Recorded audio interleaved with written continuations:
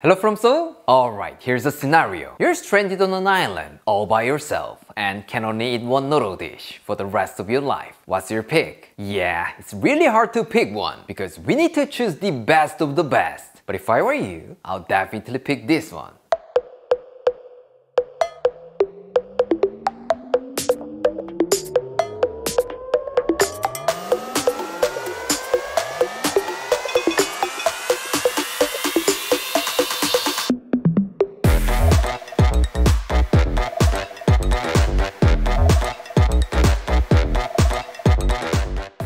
Today, we are making jjajangmyeon. Yeah, the nice and thick black noodles that always come out on YouTube. But we're not gonna make a regular jjajangmyeon. It's bigger and fancier. And in my opinion, this is one of the greatest noodle dishes of all time. So if this is something you haven't tried before, you should give it a try. Trust me, you won't regret it. For this, you will need onion, green onion, button mushroom, garlic chives, ginger, shrimp, squid, pork, and chunjang, black bean paste. Since I wanna make this a little fancier, I'm using a lot of stuff, but as long as you have pork, black bean paste, onion, and green onion, you'll be fine, so don't worry about it. First, let's prepare the black bean paste, which is the most important ingredient for jjajangmyeon. When you go shopping for this, you should grab a Korean product, and sadly, there's no substitute, so you gotta make sure there's Korean written on it. If you use products from other countries, I can't guarantee that's gonna be delicious, and probably something weird will come out. I told you already. So if that happens, I'm not responsible. Alright, in a cold pan or wok, add half a cup of vegetable oil, 1 cup or 250 grams of black bean paste, and place it over medium heat. And then we're gonna fry this for about 2 minutes, and make sure to keep stirring it. In this step, the black bean paste can stick on the bottom, so I highly recommend using a non-stick pan. If it scorches on the bottom because you didn't use it, I'm not responsible. When you see the bubbles in the middle, give it about 30 seconds to 1 minute, and that's pretty much it. It's been going well without any troubles, nothing crazy. Congratulations, you're almost there. Here, some of you might think it's too much, but don't worry about it. Once it's completely cooled down, you can keep this in the fridge, and it should be fine for up to 2 weeks. So try to make a lot of different things with this, but I'm pretty sure you're gonna make this jjajangmyeon over and over again because it's too delicious. Now let's prep some vegetables. First, finely mince 4 grams of ginger. Since it's a small amount of ginger, you might wanna skip it, but if I were you, I wouldn't do that because this teeny tiny amount of ginger will make a huge difference in taste. Next, onion. You can cut this any way you like, big or small, doesn't really matter, so you can even slice it if you want. But since I have a strict judge who really cares about texture, I'm gonna chop it into nice big chunks. Still cold out there, I don't wanna sleep on the street.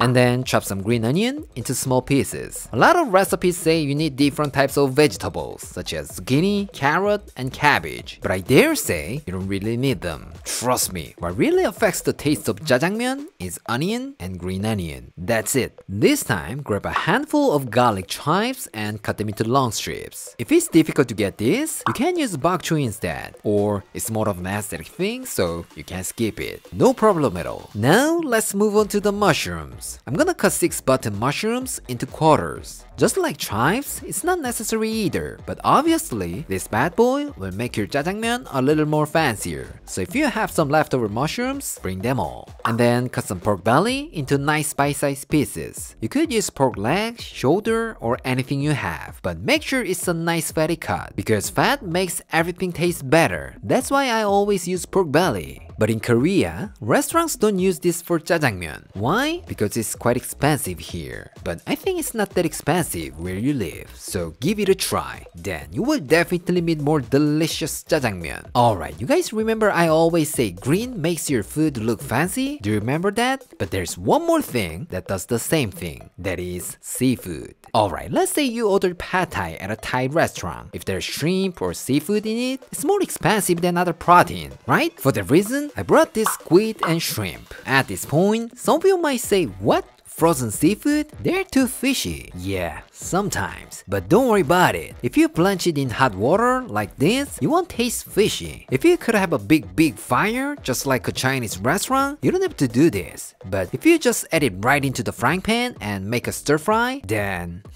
I don't want to talk about it. It's your choice, but don't complain to me. Alright, we're set. Let's get cooking. Put 2 tablespoons of oil in a wok. It doesn't have to be new. You can use the one that you fried black bean paste with. Don't waste. Save the environment. And then add 1 tablespoon of lard and heat it over medium heat. Lard is totally optional, but I would say this guy will take it to the next level. Once it's nice and hot, add in the pork belly and let it cook for about 2 to 3 minutes. The goal here is to render off the fat so that all the great flavor from the pork comes out to the oil. Yes, this is the restaurant secret. You're welcome. When the pork is nicely browned, add the ginger and stir fry that for about 30 seconds. And then add 1 tablespoon of soy sauce and give it a good stir for another 1 minute. Here, please be careful because the oil will be hot and it could splash back on you. But still, this step will give you that amazing fragrance, so it will be totally worth it. High risk, high return. Now increase the heat to high, add in your onions, green onions, and stir fry for about 2 minutes or until they are slightly softened. And then keep adding your seafood, 1.5 tablespoons of sugar, 1 tablespoon of oyster sauce, 1 tablespoon of chicken bouillon powder, and stir fry for another 2 minutes. Lastly, add half a teaspoon of MSG as a secret weapon. Now some of you might be thinking, what MSG? Alright, enough is enough. Today, I think I'm gonna have to put my foot down on this MSG. Jjajangmyeon without MSG, I don't like it. Because without it, it doesn't taste like a restaurant. Don't get me wrong, I love homemade stuff, but it just doesn't taste right to me. So if you wanna get that restaurant taste, I mean something you had in Korea or Koreatown, then please give it a try. Something magical will happen to you. MSG company, call me.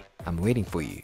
Now add 1.5 tablespoons of fried black bean paste and stir it all together for about 2 minutes. You know what? I totally forgot to add the mushrooms. It is supposed to be put along with the seafood, but don't worry about it. It should be alright. And once everything is well coated, reduce the heat to medium, add half a cup of water and bring it to a boil. Once it comes to a boil, carefully add the cornstarch slurry and give it a good stir. Alright, the sauce is done. Let's keep it warm until the noodles are ready. Here, some of you might say, Aaron, I can't get that jjajangmyeon noodles. They don't sell it here. You know what? That amazing sauce works really great with any type of noodles like kalguksu, soba, udon, or even pasta noodles. They're all fine, so just make sure that you cook the noodles according to the package instructions. Don't worry about it. Everything will be fantastic. Now bring the sauce to a boil over high heat and add the drained noodles. And then quickly toss it around for about 1 to 2 minutes. Actually, you can just place the noodles in a bowl and pour the sauce you made. But if you stir fry everything like this, it will become more special. That's why it's more expensive than regular jjajangmyeon. Once everything is well incorporated, turn the heat off. And stir in some garlic chives, 1 tablespoon of toasted sesame oil, and just give it a final mix. Now all we have left is transfer it to a serving plate. That's it. But if you want to make it prettier, then add some sliced cucumbers. See? Green always makes your food look fancy. Alright, it's done. Let's go to our taste tester. Claire?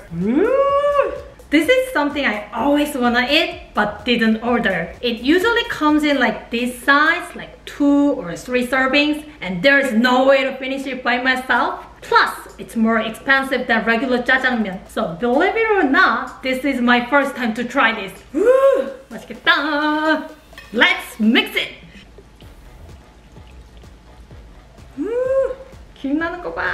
맛있겠다! 한 입에 탁 먹고 싶다 막. Ready?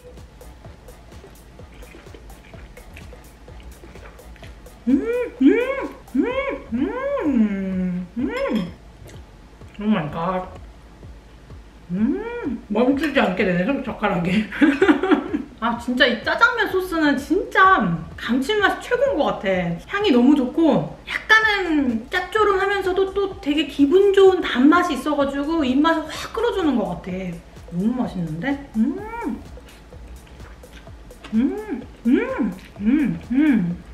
거기다가 중간중간에 부추가 같이 딸려 들어오면서 그 부추의 향긋함이 입에 샥 퍼지는 느낌이 너무 최고야. 맛있는데? 고급진 느낌이 난다, 이거 때문에.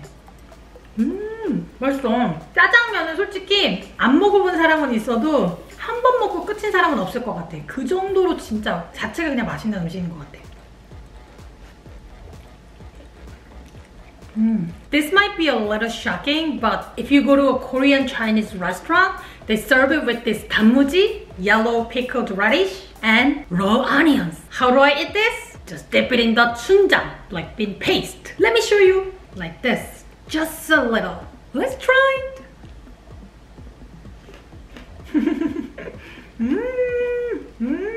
I'm sure Aaron doesn't want to talk with me anymore, but I'm so happy about it. It's so delicious. 원래 쟁반 짜장에는 해물이 들어가는 거니까 자기가 왜 해물을 넣는지는 알겠는데 난 개인적으로는 아닌 것 같아. 그냥 해물보단 고기를 더 많이 넣는 게 맛있을 것 같아. But don't get me wrong, it's delicious. Today, I showed you how to make jjajangmyeon, one of the most iconic noodle dishes in Korea. I know there are so many great noodle dishes around the world, but if you're looking for some noodle dish that will change your life, I really hope you give this a try. Once you have a bite, there might be some changes in your noodle ranking. Alright, this is it for today, and I'll see you next time.